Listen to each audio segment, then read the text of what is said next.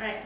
Hai, Assalamualaikum kepada semua. Selamat datang ke BMW, bijak mengurus wang yang pertama daripada Rafidah & Co. Okay, selamat datang. And seperti yang kami dah war-warkan dekat story, dekat TikTok, dekat Telegram, this is our first live setelah sekian lama dari PKP. So, hari ini adalah kita nak share perkara yang paling basic untuk bijak mengurus wang. Sebab kalau tak ada perkara asas ni, kita tak boleh start mengurus wang. Betul tak Cik Tika? Betul. Okay, so hari ni itulah yang kami nak share. So, welcome kepada semua yang join. And kami harap yang join hari ni adalah founder-founder yang perlu tahu perkara ini. Dan juga ataupun admin. Admin dalam sesebuah organisasi untuk tahu perkara-perkara ini. So hari ni bukan saya yang share, tapi saya bawa kawan saya, which is accounting executive di Rafidah & Co. Cik Tika, kalau perasan dia sangat famous dekat Rafidah & Co sekarang.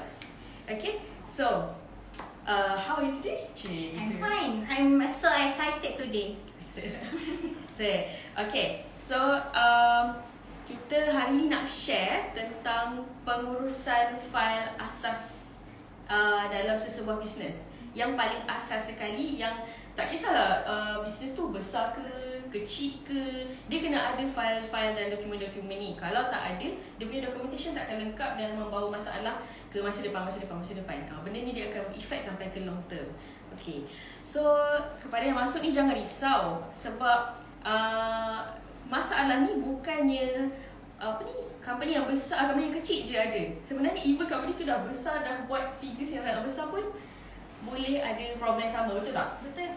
Okay, Cik Tika. So sebab dia accounting executive, dia dah handle beramai klien, and then masalah ni bukan masalah yang baru. Cuba share sikit, apa isu-isu ataupun masalah yang kebanyakannya founder-founder ni buat sama je? Okay, so hai, Assalamualaikum semua. Okay, biasa isu-isu yang terjadi, first kali adalah founder ataupun owner satu bisnes tu, dia tak tahu dokumen apa yang dia perlu. Yang kedua, mungkin dia tahu dokumen apa yang perlu, tetapi susunan dia tak teratur. Dan dia satu lagi masalah yang besar adalah tak ada simpanan dokumen langsung.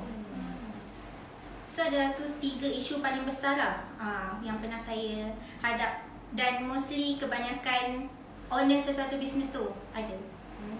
Okay, yang kat live ni ada tak masalah-masalah yang kita dah sebutkan tadi? 3 isu yang sama, which is first, susunan tak teratur. Maksudnya dia simpan file, dokumen semua, tapi cara dia susun tu tak betul mengikut filing yang sebenar. And then yang kedua, tak simpan dokumen. Yang ni memang ramai. Yang ketiga adalah tak tahu pun dokumen apa yang kena simpan. Ingatkan beli barang tu tak perlu simpan, tapi dia pergi buang receipt tu. Tapi sebenarnya kena. So ada tak yang kat sini ada masalah tu? Kalau ada, cuba share kat komen. Alright? Okay, so bila Cik Tika dah tahu perkara macam tu, what do you actually say to them? Okay, so basically kita akan advise to our client to do proper documentation. So after kita dah advise to do proper documentation, so feedback dari klien kita sangat baguslah, sangat. Diorang pun dah tahu cara nak simpan dokumen, how the proper way, dokumen apa yang penting. Basically sometimes kita macam dokumen ni tak perlu kot, sedangkan dokumen tu sangat penting. So klien kita sangat after kita advise tu, mereka dah documentation dia sangat bagus. Daripada sebab dah tahu. I see. Okay, so after dah filing tu, what is the effect kepada bisnes diorang? Okay, so the effects, dia memudahkan actually kita nak tahu perbelanjaan syarikat untuk kita checking balik apa yang patut dikurangkan, apa yang patut ditambah perbaikan. So sebenarnya perkara-perkara ni benda yang paling basic sekali. That's why kita nak share untuk first live BMW kita. Korang excited tak nak tahu?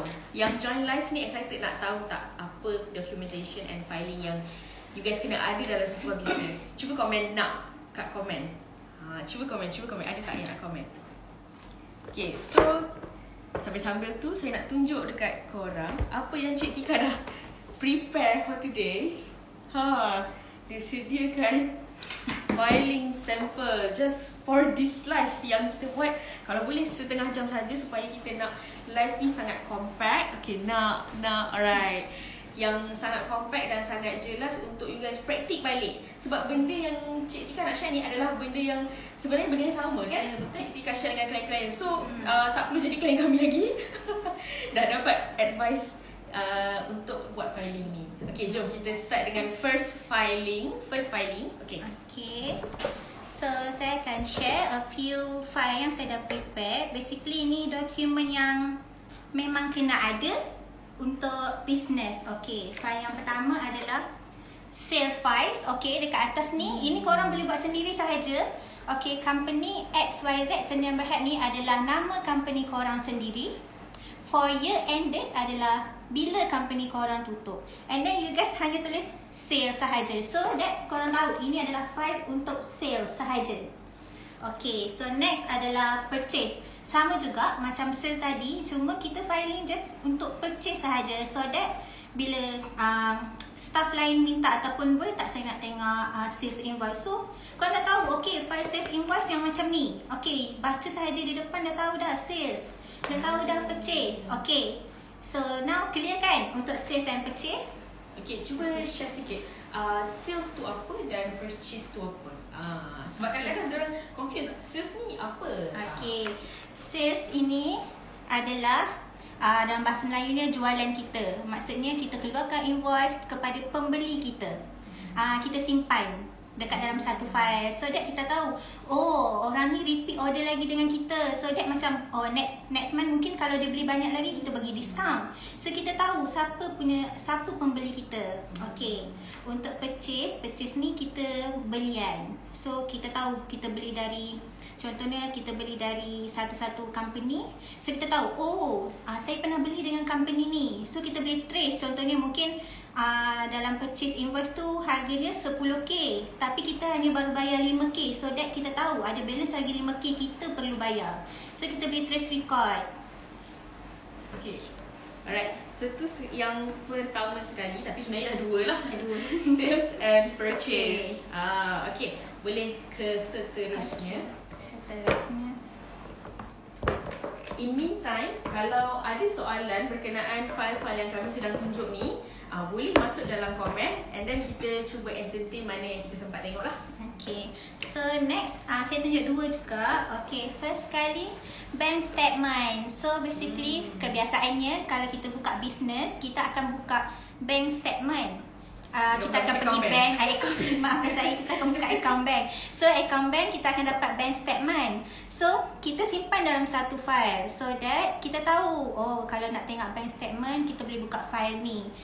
Kalau contoh you dapat 1 month bank statement and then you letak dekat tepi atas meja and then you macam, oh, aku ada beli barang tapi bila ya, then you nak cari bank statement tu dah sepah kan. So that bila kita simpan dalam ni, so kita senang memudahkan kita untuk check sebenarnya.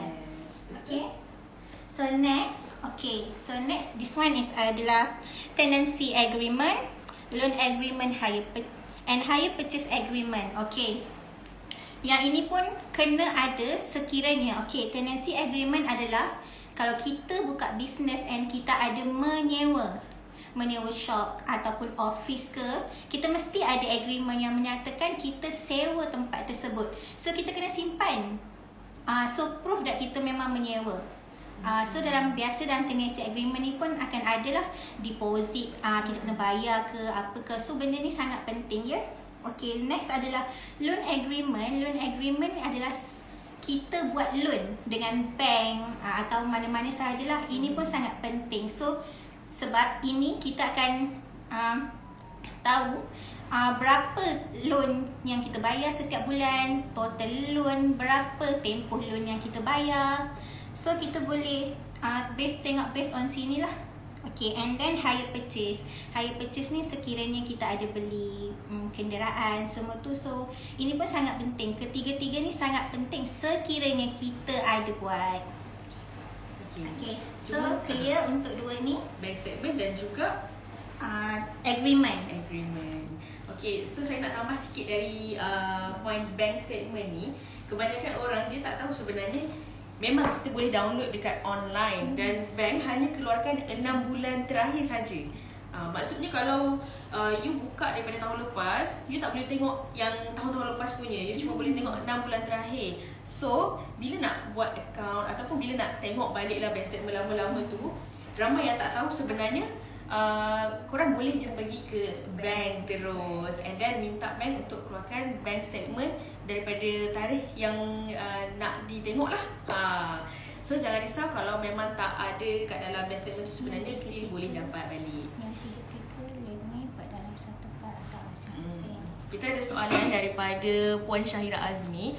Yang tiga-tiga loan, which is this one, buat dalam satu file atau asing-asing lagi baik? Okay. So kalau macam ni, saya biasa advise untuk buat satu file khas untuk agreement sahaja. So dalam satu file ni ada semua agreement. Ada tiga-tiga ni. So lagi senang kita tahu agreement apa-apa sahaja dalam satu file. So lagi pun tak perlu banyak-banyak sebab kadang-kadang agreement dalam satu dua macam tu je. Jadi agak space. Agak membazir kalau satu file.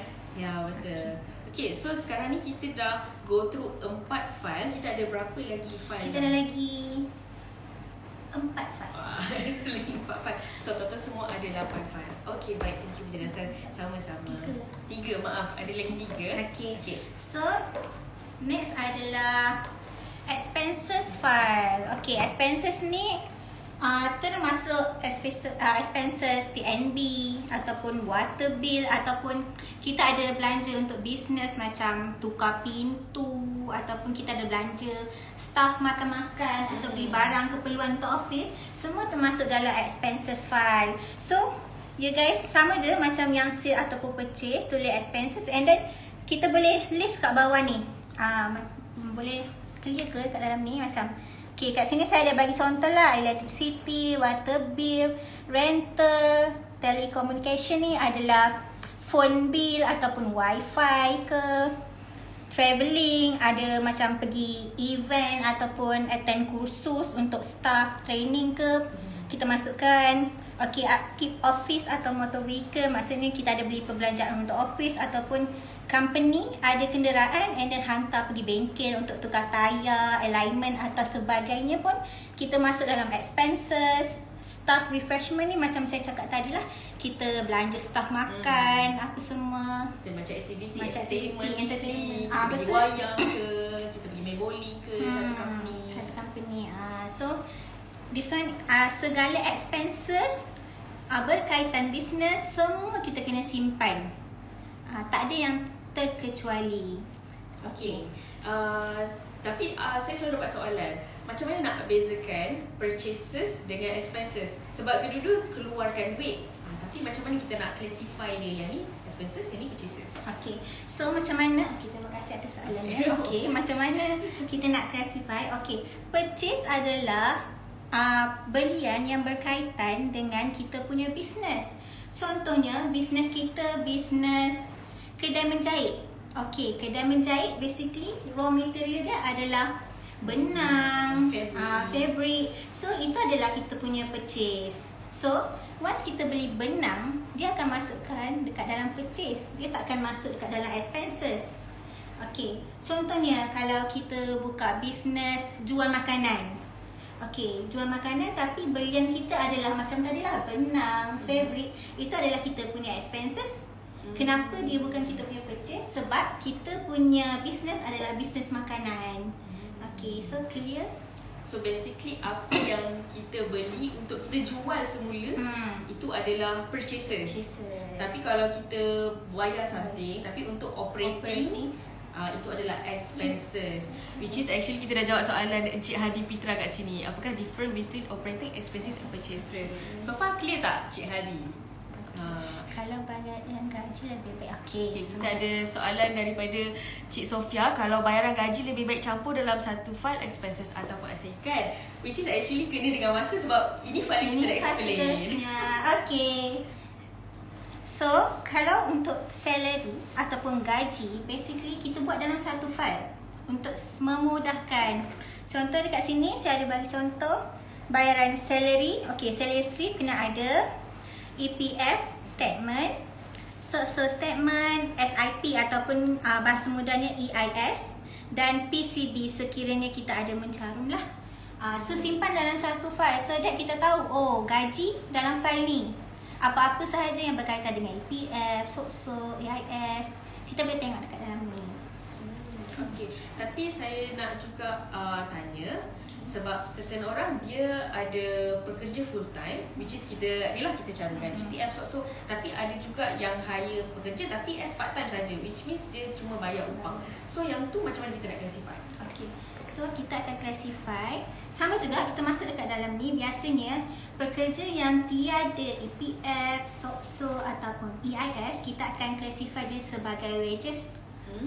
So hanya full time ataupun yang kita mencarum untuk EPF, SOCSO, EIS, kita akan panggil salary lah.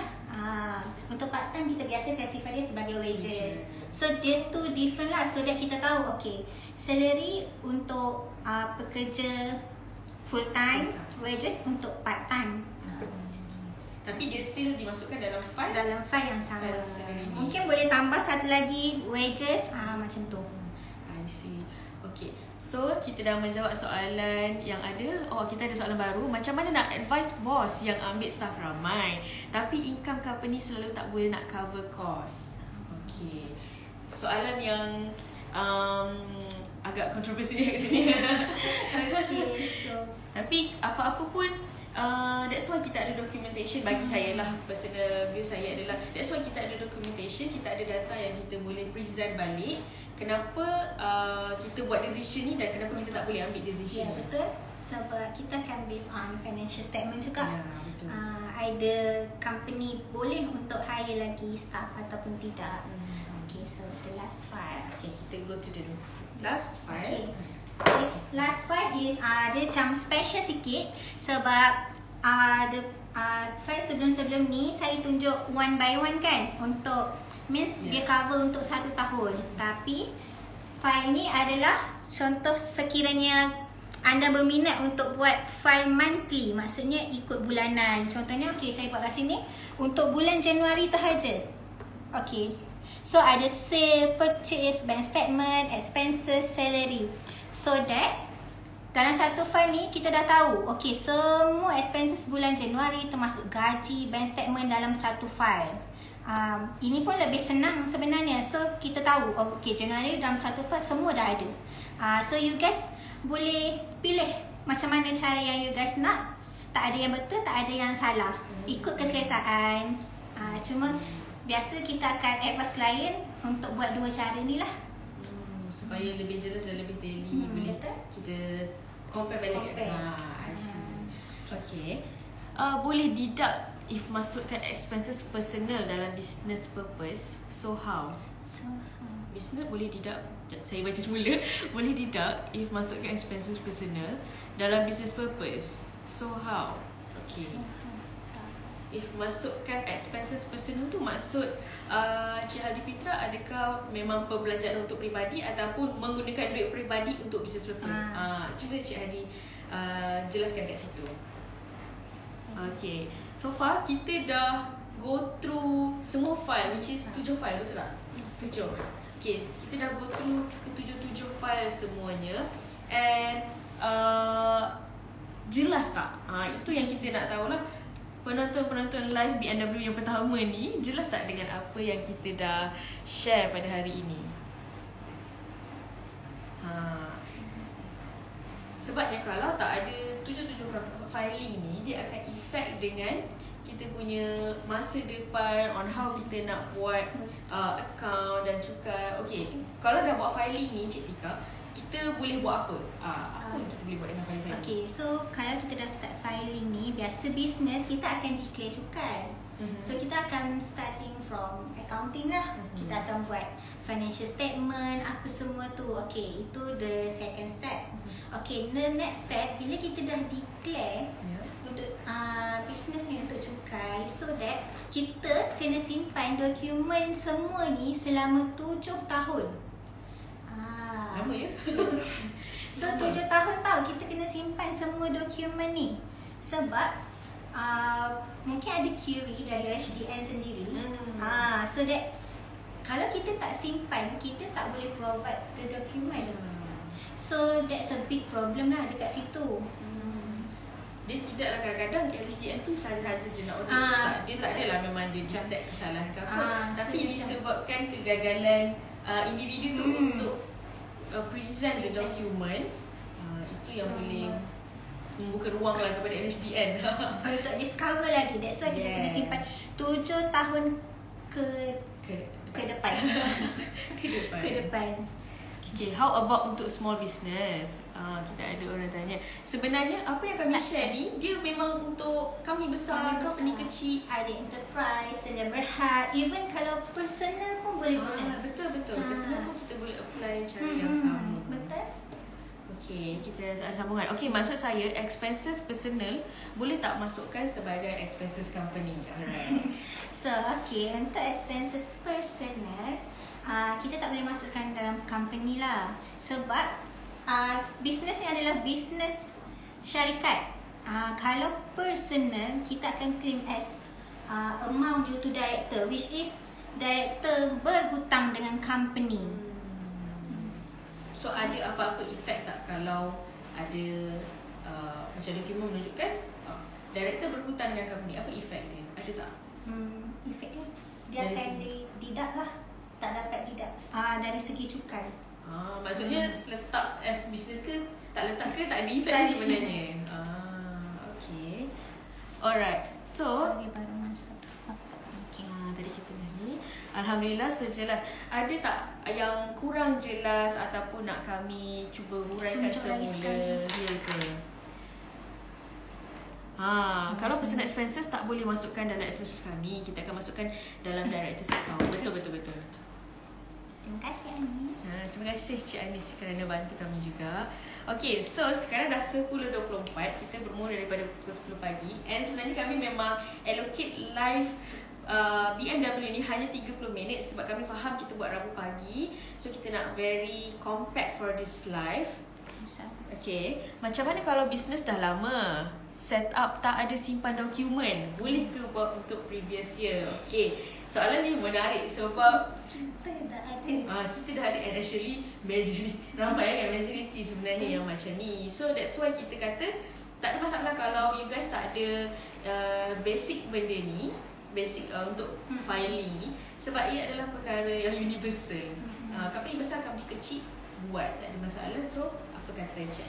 Okay, so kalau untuk soalan Cik Hari Putra tak ada dokumen, okay, boleh still kena buat juga. Tak ada compromise, cuma kita akan gunakan apa yang ada sahaja.